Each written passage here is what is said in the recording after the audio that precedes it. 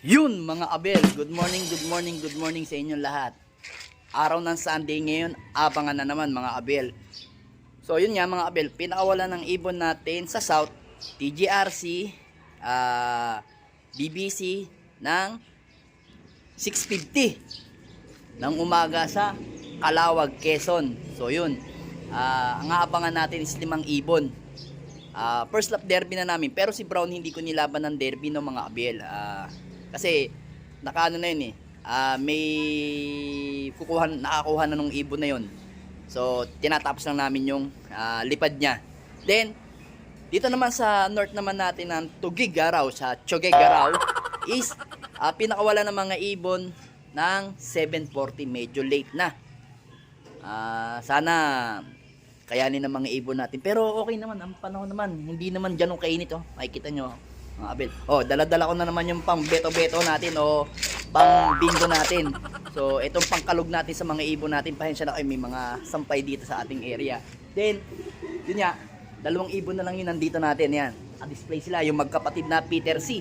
So ito, possible mapalaban to sa norte kasi meron kaming karera sa, alam ko sa pare, mag-i-start na this last week siguro ng January o first week ng February. Mag-i-start na, so ilalaban nga natin yan. Then yun, naka-ready na yung ihi ng palakang may kulugo.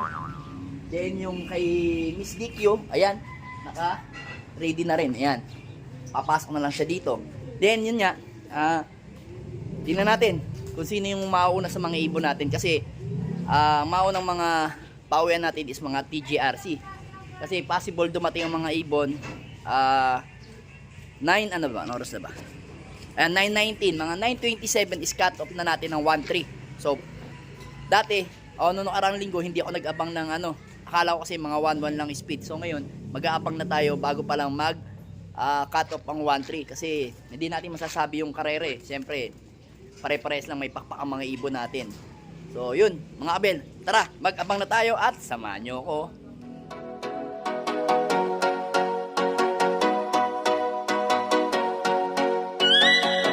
So mga abel, ito na, yung si natin, si Miss Dikyo.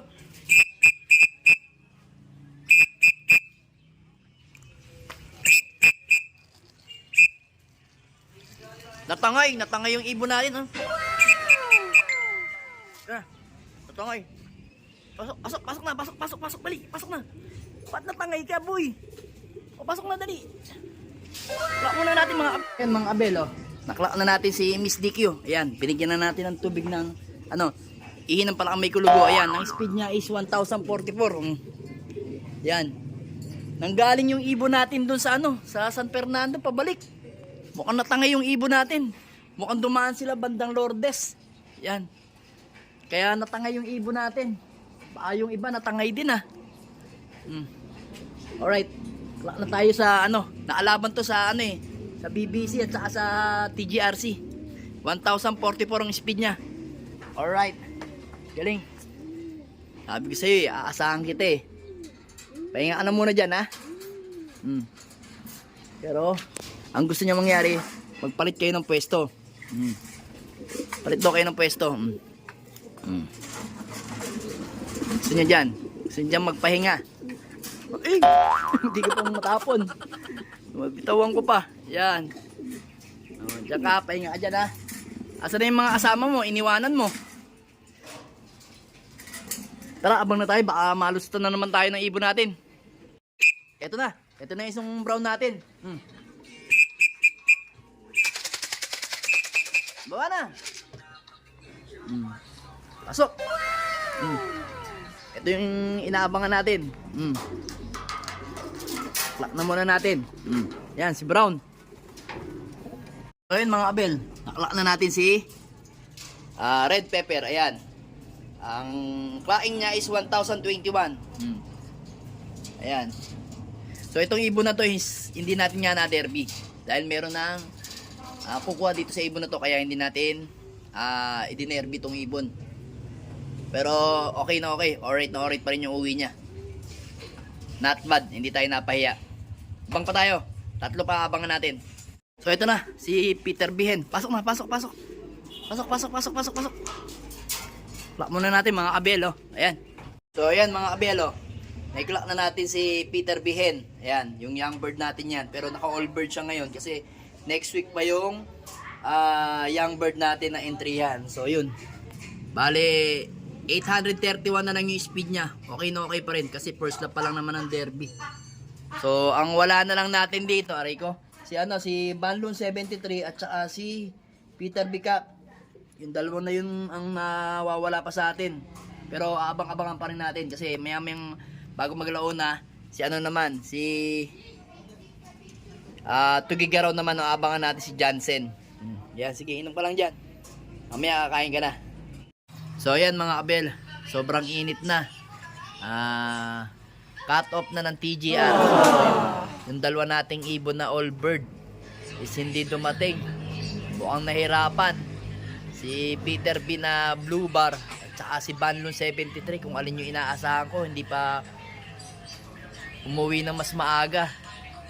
Buti pa si Miss DQ, ang ganda ng uwi. Pero ngayon, abangan na ngayon ng PUF galing Tugigaraw. Meron na nga nagklaksan magalang, kaya abang-abang na rin tayo. Pero habang nag-aabang tayo, yun, nag-iihaw na naman tayo ng tanghalian natin. Every Sunday lang naman tayo kumakain ng ganyan. Yan. Tara, abang-abang na tayo ng North. So yun mga kabel, no, pakatop na rin tayo sa PUF kasi alam ko nasa 304 o 305 tayo ang cut-off natin sa Tugigaraw. Mukhang na-Tugigaraw yung dalawang ibon natin na si Jansen na 3 points at saka si Peter B. Ako. So almost 2,000 yung nagsakay sa Tugigaraw. Nasa 300 plus pa lang ang nagkaklak ngayon mga kabel. So talagang swertihan lang talaga. Ang hirap, biglang kanan kasi. So nag-prepare nga rin tayo ng karanglan. Kaso ganoon talaga. Kung hindi talaga tayo suswerte, wala tayong magagawa. Move on na lang. Pero kung sakasakaling makauwi man sila, pag-asa pa naman sila sa patibayan. Yung dulo nga lang talaga. Yung dulo yung inaano natin kasi kahit nabutas yung ibon natin, may pag-asa sa dulo kasi meron silang pinaglalabanan yun nga, patibayan 100,000.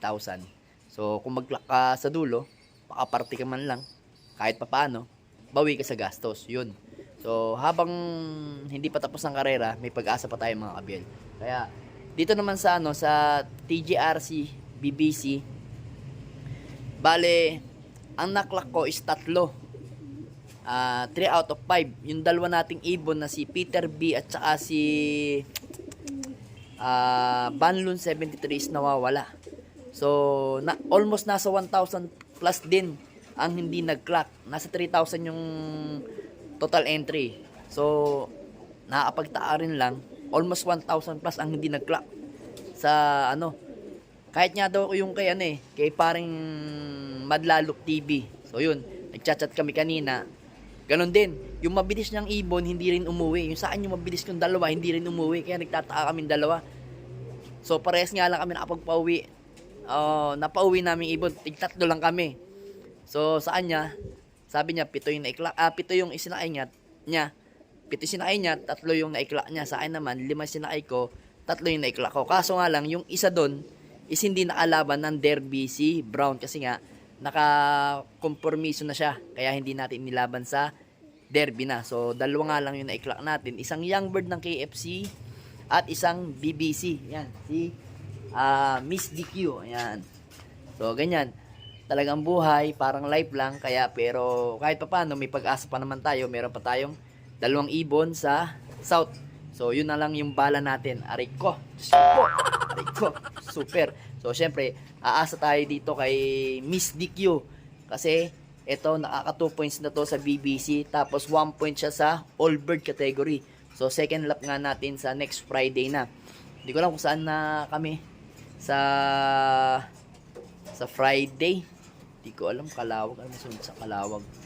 Hindi ko alam kung Tagkawayan o Del Gallego ata kami. O Pampaloma. So, tingnan na lang natin.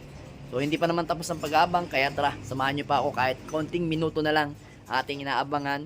Hintay-hintayin natin si Jansen na 3 points kasi kung saaling mabutas siya ngayon pa lang siya mabubutas. Then si Peter B nga, yun nga, nakadalawang butas na yun. So, yun. Last lap na nga lang yung kanyang inaasahan. So, tara. Abangan pa natin kahit anong oras na sa cellphone. Sa cellphone. 2:50 na, mga, ano lang, 15 minutes na lang. Ganun talaga. Gulong kong tumbling. Ayun na nga mga kabel. 3:03 na ngayon. Wala na. Patay ang ibon natin sa Tugigaraw. Not Tugigaraw yung ibon natin. Sayang oh. 3 points na siya, nawala pa. Sayang, ganda sana ng ranking. So, yun nga, nasa 300 plus lang yung nag-clock. Ganun talaga. Hindi tayo sinuwerte. Talagang pahirapan yun kasi kalawa biglang kanan. So, swerte yung mga balik na lang yung mga ibon. Yung mga inilaro uli ngayon, season. Kasi sa akin, fresh na fresh eh. Okay lang yun, ganun talaga. Hindi natin masasabi yung karera talaga. Talagang hindi para sa atin. Ang harapin natin ngayon is yung south natin kasi meron pa tayong 3 ibon. Bale, 2 na lang pala. Si Peter Bihen at saka si Miss DQ. Yun na lang yung pag-asa natin. So, tingnan natin kung hanggang saan lang tayo pasasarapin ng 2 nating ibon. Tingnan natin. Kasi, kanina, maniwala kayo sa hindi, hard race kanina talaga. Sobra. Kaya, tingnan natin kung anong gagawin nila sa susunod na karera. At, ganyan talaga ang buhay. Parang life lang. Minsan nananalo, minsan natatalo.